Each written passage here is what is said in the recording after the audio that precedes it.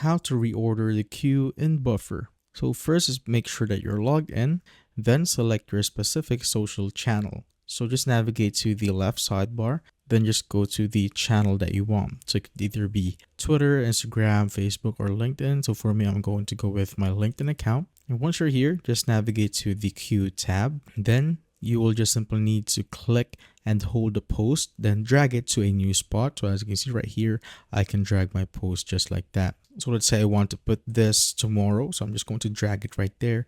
And as you can see, I've added it just like that. And if I want to swap with another queued post, I'm just going to simply drag it to that particular post. And as you can see, it has been swapped just like that. You can also use this option. So let's say I am at the bottom right here. So it will be hard for me to drag it to the very top.